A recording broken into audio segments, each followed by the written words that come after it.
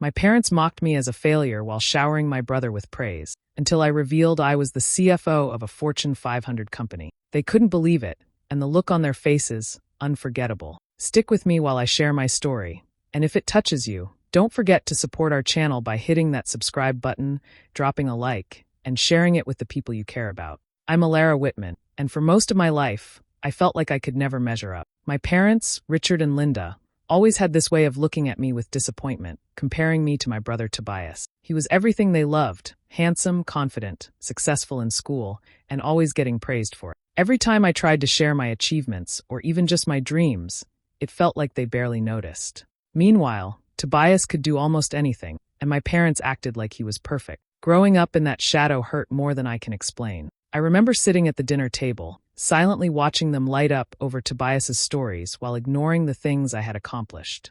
I'd try to speak up, and they'd dismiss me or tell me I just needed to work harder, like that somehow made me feel better. The frustration built up over the years, simmering quietly as I left home for college. I wanted to show them I was more than the quiet, failed daughter they thought I was. Even though it hurt, I didn't let their constant criticism stop me. I worked hard, even when nobody believed in me. I faced every challenge alone, from juggling jobs to paying tuition, and somehow kept going. I knew deep down that success was the only way to finally make them see me for who I really was, not just Tobias's shadow. The thing is, I never let my parents see any of it. I kept my wins private, letting their favoritism blind them to my efforts. I told myself it was better to stay quiet and let my accomplishments speak for themselves when the time was right. And I was patient. I studied, worked, and pushed myself to the point where I knew I could not just compete with Tobias. I could surpass him entirely. Looking back, all those years of feeling overlooked and underestimated shaped me. They fueled a fire in me that I never thought I had. The betrayal of my parents, the constant comparisons, and Tobias's unshakable charm all became the reason I worked harder, dreamed bigger, and refused to settle. I carried all that hurt silently, but it never broke me. It only made me stronger, more focused, and ready for the moment I could finally stand in my own power and let them know they had underestimated. And that moment came. The moment when they saw me, not as the failure daughter, but as someone who had conquered everything they thought I couldn't. The look on their faces when I revealed I was the CFO. I'll never forget it. It was everything I had worked for, every tear and every doubt finally paying off. When I was a kid, it seemed like nothing I did was ever enough. My parents, Richard and Linda, were always talking about Tobias, praising him for every little thing. If he got an A on a test or scored a goal in soccer, they'd light up like he was some kind of hero. But when I tried to tell them about something I had done, it barely got a reaction. I remember showing them a drawing I worked on for weeks, and they just nodded politely before going back to talking about Tobias. I felt invisible, like my efforts didn't matter at all. At school, things weren't much better. I tried to stay quiet and focus on doing my best, but inside I felt this emptiness, like I wasn't worth celebrating. I longed for someone to notice me, to tell me that I was capable of more than just being the other child. That's when I met Ms. Harper, my 5th grade teacher. She was different. She saw me. She noticed the way I would solve problems in ways others didn't, and the way I could think creatively. One day, after class, she pulled me aside and said, "Alara, you have something special.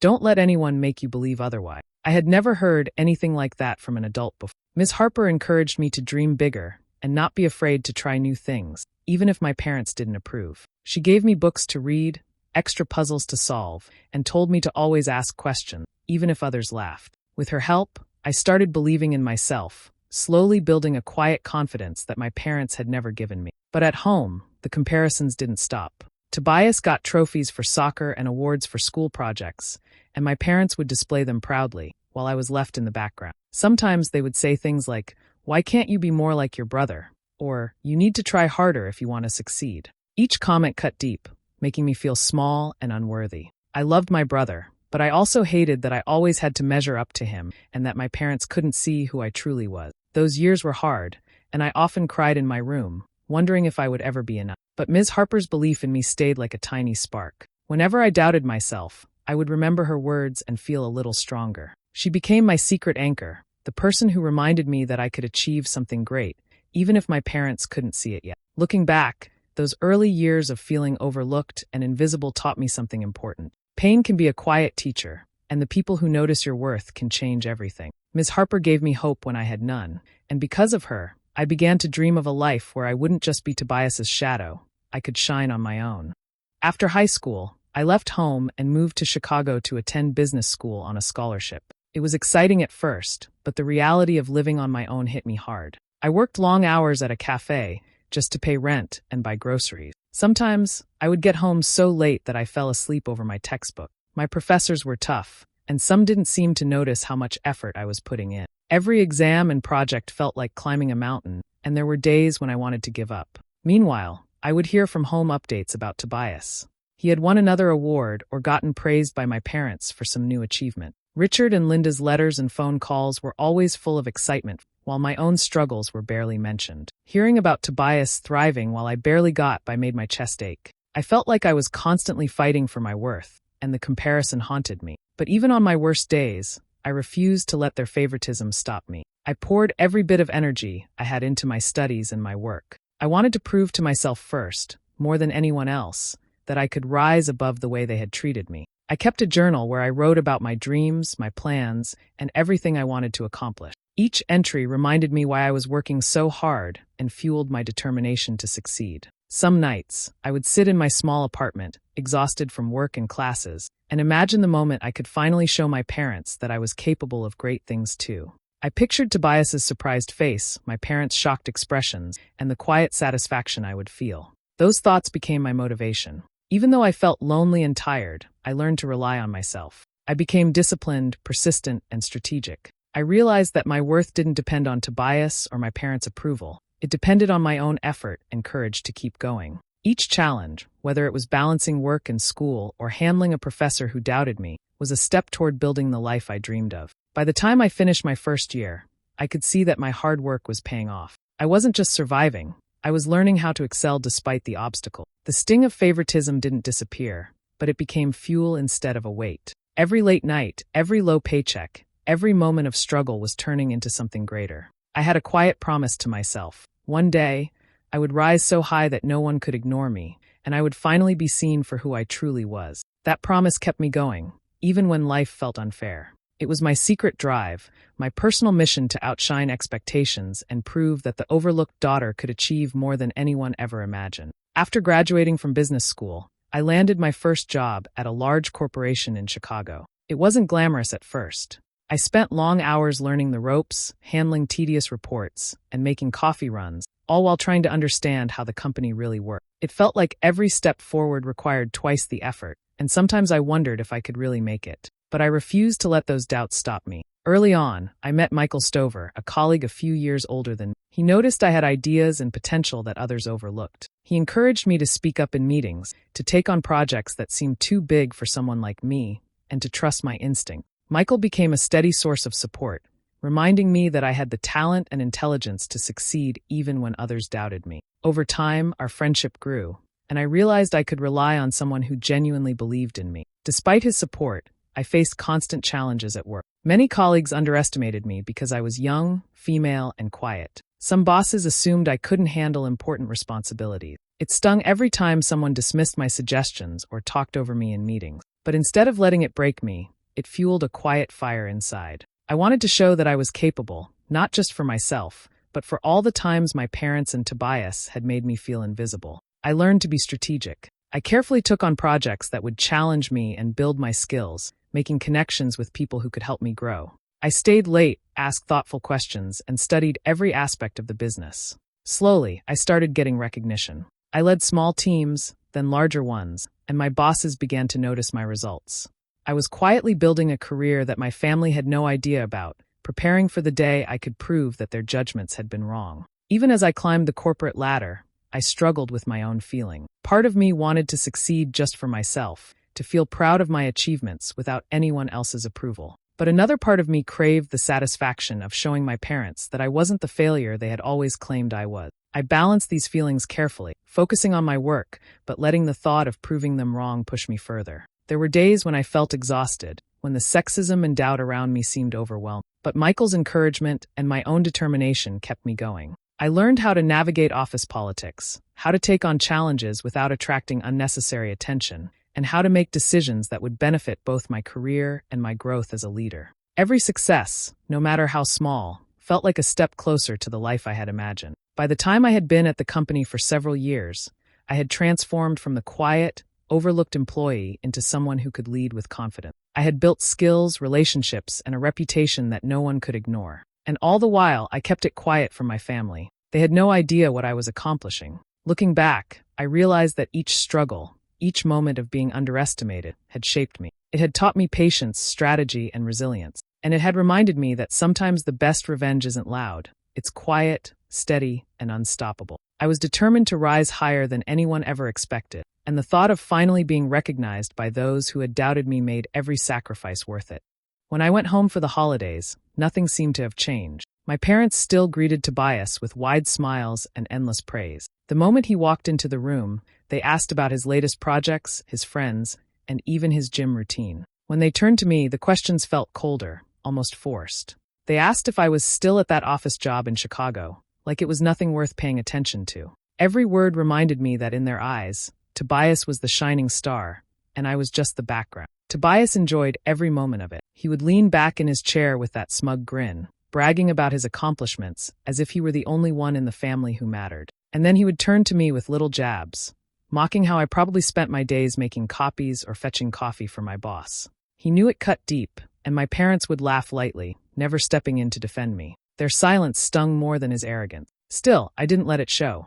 I smiled politely, nodding, listening, but inside I was already planning. I knew what I had accomplished, and I knew what was still to come. Instead of snapping back, I began to look for small chances to push back in quiet ways, to remind them I wasn't as helpless as they thought. At dinner, when Tobias started telling a story about the stock market, I calmly corrected him on a detail he had gotten wrong. He laughed it off, but I saw the flicker in his eyes when he realized I knew more than he expected. My parents brushed past it quickly, but the moment was there. Another time, when Tobias tried to show off about his new business contact, I casually mentioned a connection I had in the same circle. My parents didn't seem to notice the weight of what I said, but Tobias did. Those moments gave me quiet satisfaction. They were small victories, subtle ways of reminding both my brother and myself that I wasn't the failure they thought. I didn't reveal the truth of my career, not yet.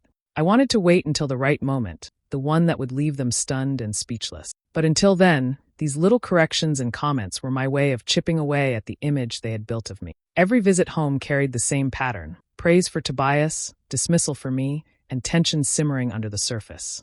But I no longer left those gatherings feeling defeated. Instead, I carried with me a growing sense of power, knowing I was holding on to a truth that none of them could see yet. The anticipation built inside me each time, like a secret waiting to be revealed. One day, I promised myself the balance would shift and all the belittling words would finally come back to haunt them. The day I got the call about my promotion, I could hardly believe it. After years of pushing myself, of late nights and endless effort, I was officially offered the position of Chief Financial Officer at one of the largest companies in the country. My hands shook as I held the phone, and when I hung up, I sat at my desk in silence, letting it sink in. All the doubt, all the struggles, all the moments of being underestimated, it had led me here. I wanted to scream it from the rooftops, but I didn't. I chose silence. My parents had no idea. Tobias had no clue. To them, I was still just the daughter who settled for an office job, the one they never took seriously. And that was exactly how I wanted it. Keeping the truth to myself made the victory even sweeter. Every time I thought about my family, I couldn't help but picture their faces when I finally revealed the truth. I imagined Tobias sitting there, so sure of his own importance, only to realize that I had climbed higher than he ever dreamed. I pictured my parents' disbelief, the way their voices would falter, the way their eyes would widen. Just the thought of it filled me with a quiet joy. But I didn't want the reveal to be rushed or careless. I wanted the timing to be perfect, to create a moment they could never forget. So I kept building my role, learning every detail, preparing myself not just for the position but for the day I would share it. I wanted them to see the strength, the confidence, and the power they had overlooked all these years. This promotion was more than just a professional title to me. It was proof that I was never the failure they believed I was. It was proof that all the nights I spent alone, pushing through exhaustion and doubt, had been worth it. For so long, I had been chasing their approval, desperate for them to see me. But now I realized something deeper. My triumph was personal. It wasn't just about being successful in my career. It was about reclaiming the dignity they had taken from me with every dismissive word and every comparison to Tobias. In private, I celebrated quietly. I treated myself to a simple dinner, sitting alone with a glass of wine and thinking about the journey that brought me here. It wasn't a loud celebration, but it felt right. I had carried this weight on my own for years, and now I carried the victory too. As the weeks passed, I continued to hold the secret close. The anticipation grew stronger every time I spoke to my family. They still belittled me without realizing how far I had come. And I let them, because when the moment arrived, when the truth came out, it wouldn't just change the way they saw me, it would change everything. I decided it was time to bring my family together, so I invited my parents and Tobias to dinner in Chicago. I told them it was just a casual get-together, nothing special, just a chance for us to spend time together. They agreed quickly, though I could already imagine what the evening would be like. Still, I wanted it. I wanted them in the same room, relaxed, comfortable, unguarded. The night of the dinner, I booked a quiet, elegant restaurant. The lights were soft, the tables dressed neatly, and the air smelled of warm bread and wine. When they arrived, my parents looked around, impressed, though they tried to hide it. Tobias walked in with his usual confidence, smiling like he owned the place. He gave me a quick hug, the kind that felt more like a show than any real affection. As soon as we sat down, the conversation took the path I had expected. My parents started asking Tobias about his latest work projects, and he wasted no time bragging about them. He talked about meetings he had, deals he was working on, people who admired his skills. My parents listened with glowing pride, nodding and praising him at every turn. When they turned to me, it was different. They asked polite questions about Chicago, about how I was managing with my job. Their tone carried the same dismissive edge I had heard my entire life, like they were humoring me. My mother made a small comment about how steady work was at least respectable, even if it wasn't exciting. My father chuckled and said, "As long as you can take care of yourself, that's what matters." It was their way of reminding me I would never measure up to Tobias. Tobias, of course, added fuel to the fire. He smirked as he leaned back in his chair, casually making remarks that sounded harmless on the surface, but carried a sting. "Don't worry, Alara," he said at one point. "Not everyone's cut out to make big moves. Some people are just better in the background." My parents laughed softly, not realizing, or not caring, how sharp those words were. I sat there, holding my wine glass, letting the tension rise. I smiled, I nodded, I played along. Inside, though, I could feel the storm building. Every word from my parents, every smug look from Tobias, only made the anticipation sharper. They had no idea what was coming, no clue that the person they had dismissed for years had built something far greater than any of them imagined. As the evening went on, their arrogance filled the table, but I stayed calm. I let them enjoy their little circle of praise, their false sense of superiority. The timing had to be right. I could feel it approaching, the perfect moment waiting just ahead. And when it came, I knew the world they had built around Tobias would crumble, and the truth about me would finally break through. The moment finally came when the table went quiet. Tobias had just finished another long story about a deal he was working on, and my parents were clapping him on the back, telling him how proud they were. I set my fork down gently and looked at all three of them. My voice was calm, steady, but there was no mistaking the weight behind it. I said, "I should probably tell you something. I was recently promoted. I'm now the Chief Financial Officer at a Fortune 500 company." For a few seconds, no one said anything. My parents just stared at me, their smiles frozen in place, as if their minds needed time to catch up with the words. Tobias blinked, his smug grin slipping into disbelief. The silence was almost louder than their usual chatter. I let the moment stretch, then continued, still calm. I explained some of the responsibilities I now had, managing billions in assets, leading major decisions, and being part of meetings that shaped the direction of the company. I spoke plainly, not bragging, but not holding back either. Every word seemed to tighten the air around the table. My father shifted uncomfortably in his seat. My mother opened her mouth like she wanted to say something, but no words came out. Tobias's face told the whole story. He looked like the floor had just been pulled out from under him.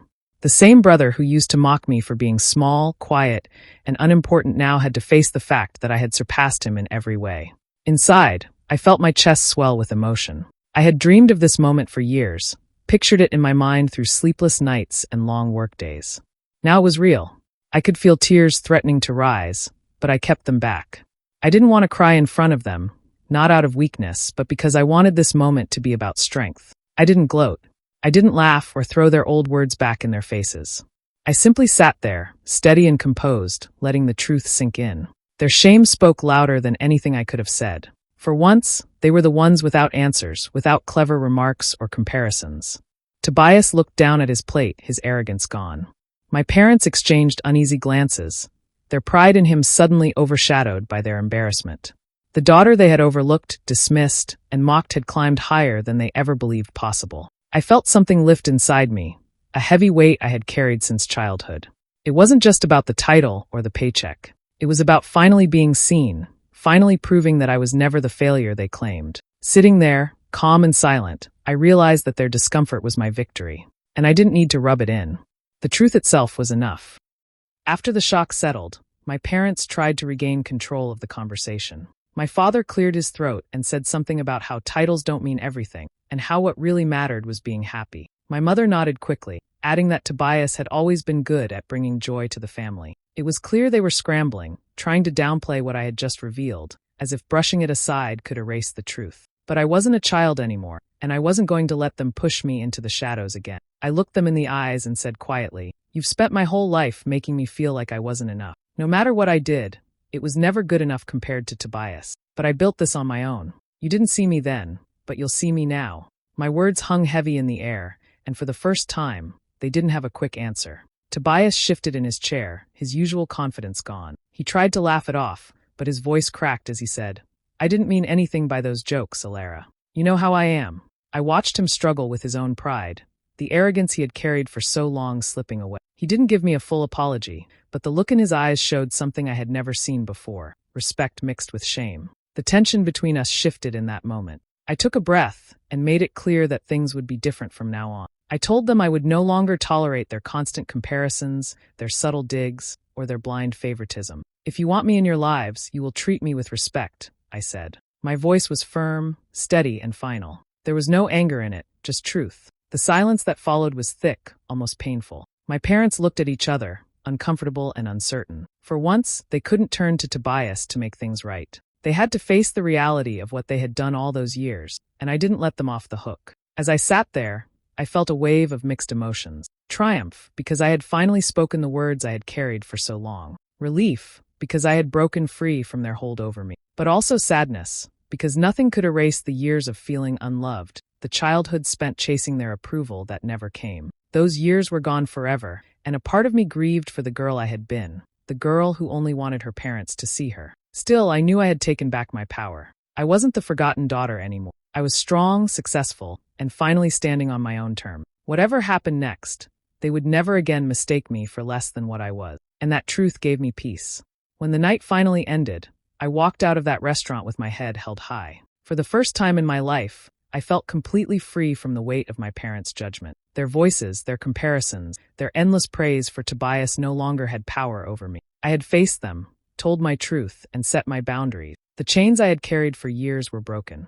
Back in Chicago, I leaned into the life I had built for myself. Michael was there, steady as always, cheering me on not just for my title, but for the strength he had seen in me long before I became CFO. I also grew closer to other friends who valued me for who I was, not for who they wanted me to be. Together, they became my family in the truest sense, a circle of people who lifted me up instead of tearing me down. Surprisingly, even Tobias began to change. He wasn't the same arrogant brother who once mocked me at every turn. Our conversations shifted. At first, they were awkward, filled with pauses and unfinished words. But over time, I noticed him asking about my work with genuine interest, listening instead of dismissing. His pride had been bruised, but underneath it, something better was growing: respect. It wasn't perfect, but it was a start. I realized then that my journey had never just been about revenge. For so long, I imagined the moment my family would finally see me, the shock on their faces, the silence that would follow. I had thought that would be enough. But standing on the other side of it,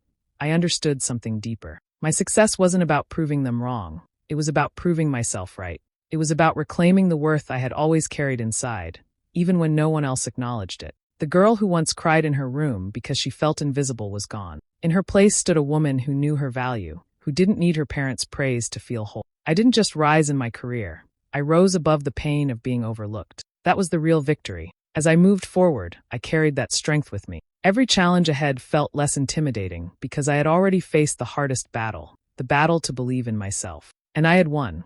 To anyone listening, I want you to remember this. Success isn't just about titles or money. It's about standing tall in your own worth, even when the people closest to you fail to see it. I thought I wanted revenge, but what I truly gained was freedom. And that freedom is worth more than anything else. So here I am, stronger, independent, and finally at peace. My story isn't just about breaking free from my parents' shadow. It's about learning to shine in my own light. And I hope, in some way, it inspires you to do the same.